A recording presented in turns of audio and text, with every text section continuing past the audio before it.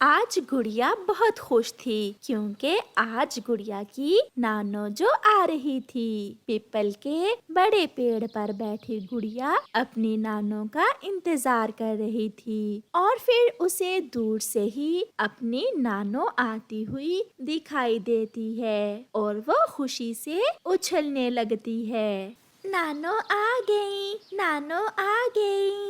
ऐसे कहते हुए गुड़िया उड़कर अपनी नानो की तरफ जाती है। नानो, मैं सुबह से ही आपका इंतजार कर रही थी। बहुत गर्मी थी गुड़िया बेटी, बहुत मुश्किल से यहाँ तक पहुँची हूँ। फिर गुड़िया और उसकी नानो घर आ जाती हैं। गुड़िया की मम्मा नानो को ठंडा लाल शरबत देती है। बारिश हुए भी काफी समय बीत गया है, इसलिए गर्मी बहुत बढ़ गई है। नानो, नानो, मेरे लिए क्या लाई है? मैं अपनी गुड़िया के लिए लाई हूँ छोटी सी गुड़िया। ये कहते हुए गुड़िया की नानो अपने थैले से गुड़िया को एक गुड़िया निकाल कर देती है, जिसे देखकर गुड़िया बहुत खुश होती है। माँ, सब पड़ोसी ठीक थे क्या? हाँ बेटी, सब ठीक थे। तुम तो आई नहीं मुझसे मिलने, सोचा मैं ही मिल आती हूँ। फिर वो सब ऐसे बातें करते हैं। फिर शाम को गुड़िया की मम्मा नानो को खाना देती है। मम्मा, मैं भी खाना नानो के साथ ही खाऊंगी। हाँ हाँ, क्यों नहीं, मेरी बेटी मेरे साथ ही खाना खाएगी और मैं नानो के साथ सोऊंगी भी। फिर गुड़िया और उसकी नानो खाना खा लेती हैं। उन दिनों गर्मी भी बहुत बढ़ रही थी और जंगल में मच्छर भी बहुत था। पहले तो वो सब बैठकर बातें करते रहते हैं, मगर जब गुड़िया की मम्मा सोने के समय अपना पंखा चलाती है तो वो खराब था। एक धुआं सा निकलता है और थोड़ा सा चलने के बाद पंखा बंद हो जाता है। ये क्या हुआ गुड़िया बेटी, इस पंखे को भी आज ही खराब होना था। मम्मा, पंखे की तार जल गई है। उधर मच्छर भी नानो के गिर्द गिर्द था। लगता था मच्छर तो आज गुड़िया की नानो को उठाकर ही ले जाएगा।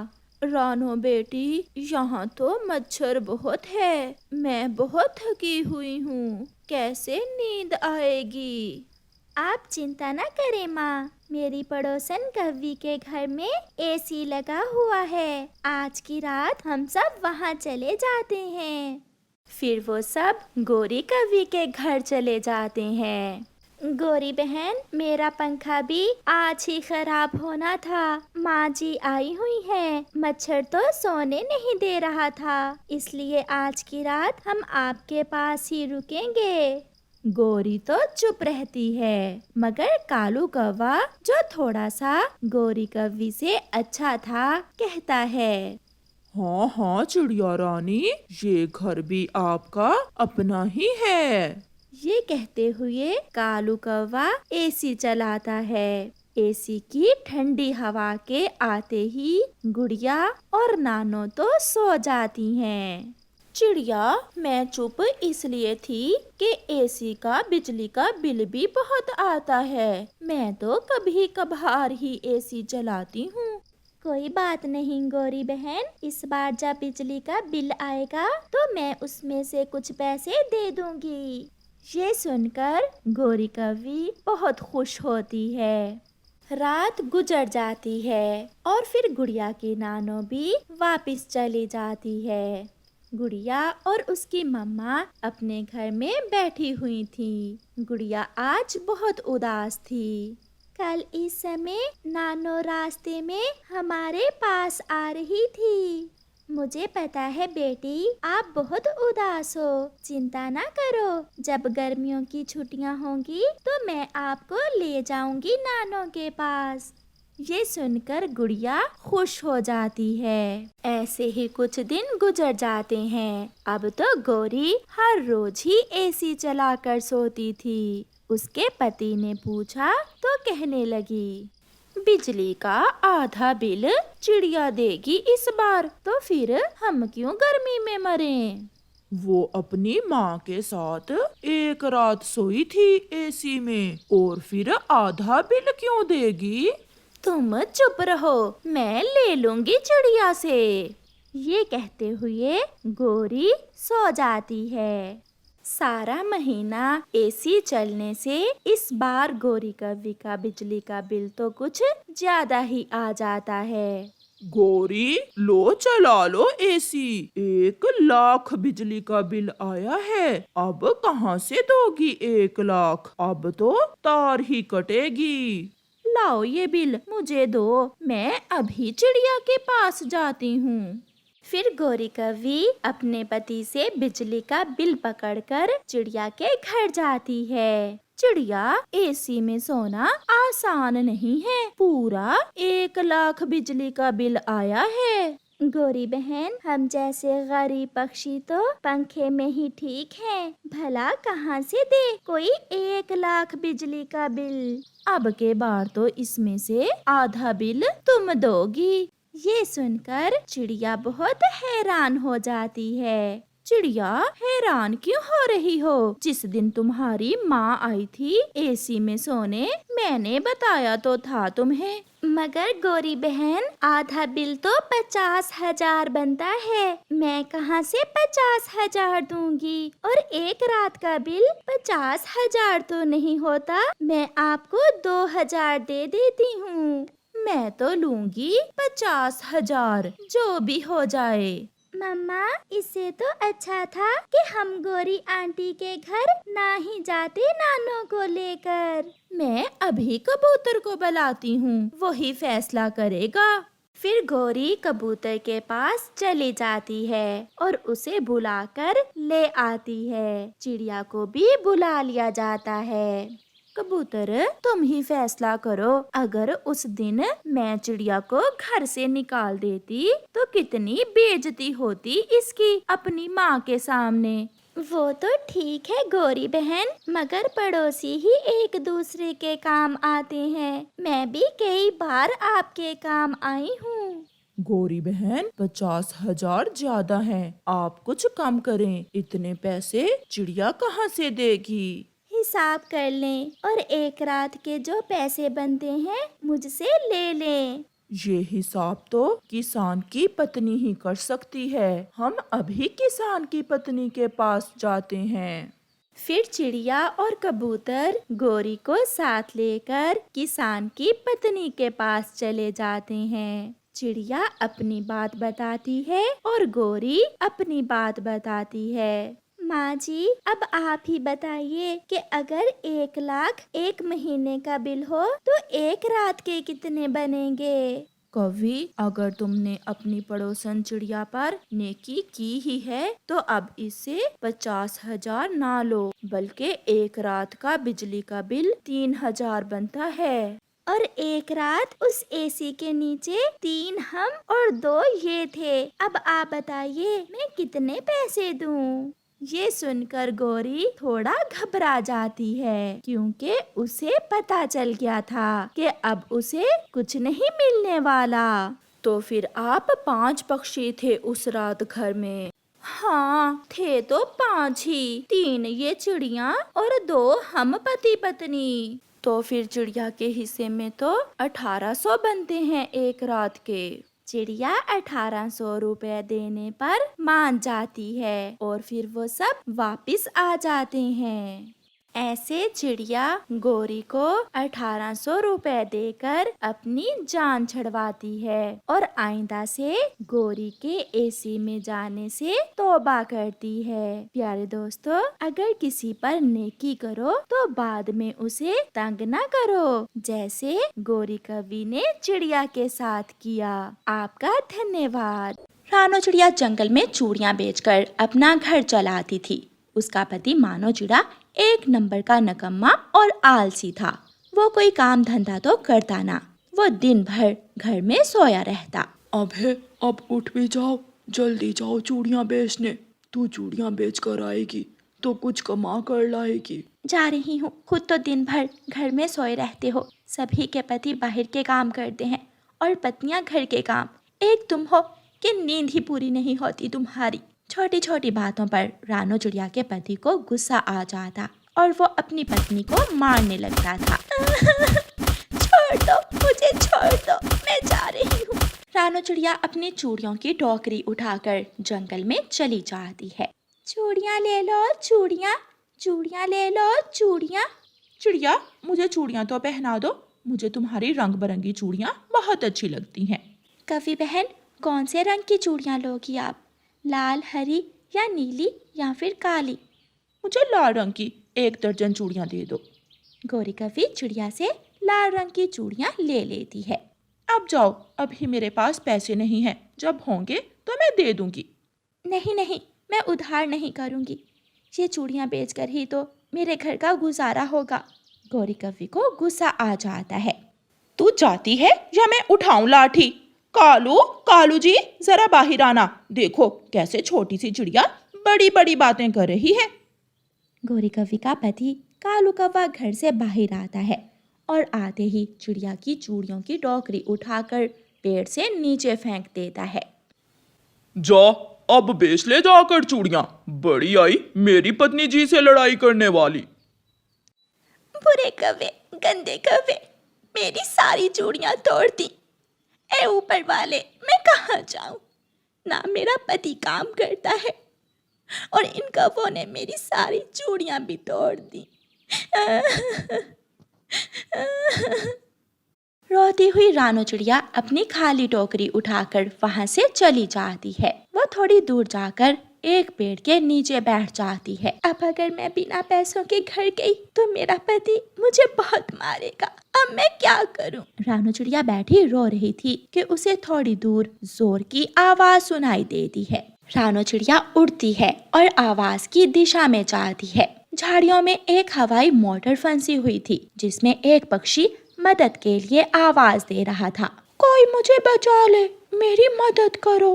रानो चिड़िया वहां जाती है और उस खूबसूरत पंखों वाले लाल रंग के तोते को हवाई मोटर से बाहर निकालती है। आप यहाँ बैठे, मैं आपके लिए दवा लेकर आती हूँ। रानो चिड़िया जल्दी से उड़ती है और बुलबुल के पास जाती है। बुलबुल बुलबुल, एक स्वदेशी पक्षी मुश्किल में है, मेरे साथ चलो। बुलबुल अपना बॉक्स उठाकर रानो चिड़िया के साथ जाती है। वो उस तोते पक्षी के पंख पर पट्टी बांध देती है। अब मैं जाता हूँ। शुक्रिया चिड़िया, मेरी मदद करने के लिए। वो पक्षी वहाँ से चला जाता है। जब चिड़िया का ध्यान सूरज की तरफ जाता है तो शाम हो गई थी।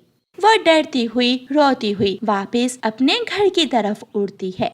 मनहूस, तुमने जानबूझकर सारी चूड़ियां तोड़ी होंगी। पति जी, आप उन कौवों से जाकर पूछ लें, मेरा कोई दोष नहीं है। मैं तो अपने पैसे मांग रही थी कि कवि के पति ने आकर मेरी चूड़ियां तोड़ दी। लेकिन चिड़िया का पति मार मार कर उसे घर से निकाल देता है। निकल जाओ मेरे घर से। अब तुम्हारे लिए मेरे घर में कोई जगह नहीं। बेचारी चिड़िया अंधेरी रात में तन्हा उड़ती उड़ती दूर चली जाती है। वो रात एक पेड़ की शाखाओं में छुपकर गुजारती है और सुबह होने पर फिर से उड़ती है। उसने 2 दिन से कुछ नहीं खाया था, इसलिए वो बहुत कमजोरी महसूस कर रही थी। उसे थोड़ी दूर एक बड़ा सा घर दिखाई देता है। चिड़िया उड़ती हुई उस घर के दरवाजे पर जाती है। कोई है इस घर में जो मुझे खाना दे। थोड़ी देर बाद वही तोता जिसकी चिड़िया ने मदद की थी वो दरवाजा खोलता है। चिड़िया बहन, आप मेरे घर में आ जाएं। तोता चिड़िया को अपने घर में ले जाता है और उसे खाना खाने को देता है। मेरे पति ने मुझे घर से निकाल दिया, कौवों ने मेरी चूड़ियां तोड़ी, मैं बहुत मजबूर हूँ। चिड़िया बहन, आप चुप कर जाएं और जब तक आपका दिल करे आप मेरे घर में रुक सकती हैं। फिर चिड़िया उसी जंगल में तोते के घर रहने लगती है। एक दिन तोता रानो चिड़िया से कहता है, चिड़िया बहन, मैं अब हमेशा के लिए अपने पुराने जंगल जा रहा हूँ। ये घर आपका हुआ, आपने मेरी जान बचाई थी। ये एहसान मैं कभी नहीं भूल सकता। तोते भैया, जो एहसान आपने मुझ पर किया मैं भी हमेशा याद रखूंगी। घर के बाहर जो आमों का बाग है वो भी आपका हुआ। दिल करे किसी को खाने देना, अगर दिल ना करे तो जो भी आम खाने आए उसे भगा देना। वो तोता चला जाता है। 2 महीने ऐसे ही गुजर जाते हैं और फिर एक दिन कोको वाले जंगल में आग लग जाती है। सभी के घर जल जाते हैं और सारे पक्षी अपनी जान बचाकर वहाँ से भाग निकलते हैं। वो सब भूखे पक्षी उड़ते उड़ते रानो चिड़िया वाले जंगल में पहुँच जाते हैं। चिड़िया का पति भी उन सब पक्षियों के साथ ही था। वो सब भूखे पक्षी रानो चिड़िया के दरवाजे पर पहुँच जाते हैं। जब रानो चिड़िया अपने आमों के बाग से आम लेकर आती है तो पक्षियों को देखकर हैरान हो जाती है। तुम सब अब यहाँ क्यों आए हो? चले जाओ यहाँ से, वरना मैं छोड़ूंगी नहीं आपको। चिड़िया चिड़िया, हमें माफ कर दो, हमारे जंगल में आग लग गई, जो था वो सब जल गया।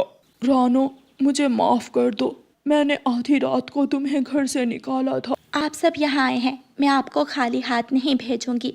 आप मेरे बाग से जाकर आम खा सकते हो, लेकिन जो घाव मेरे दिल पर आपकी वजह से हुए हैं वो तो समय के साथ ही भरेंगे। फिर वो सब शर्मिंदा होते हुए रानो चिड़िया के बाग से आम खाने चले जाते हैं। प्यारे दोस्तों, इस कहानी को लाइक, अपने दोस्तों के साथ शेयर और चैनल को सब्सक्राइब करना बिल्कुल मत भूलना। आपका धन्यवाद। खेत था। कितनी मीठी और नरम नरम है ये गाजर। गुड़िया बहन खा कर देखो जरा। मम्मा, कितना गंदा है कुकू भाई, देखें ये धोए बिना ही गाजर खा रहा है। मैंने अपने पंख से साफ कर ली थी, ज्यादा शौकीन ना बनो।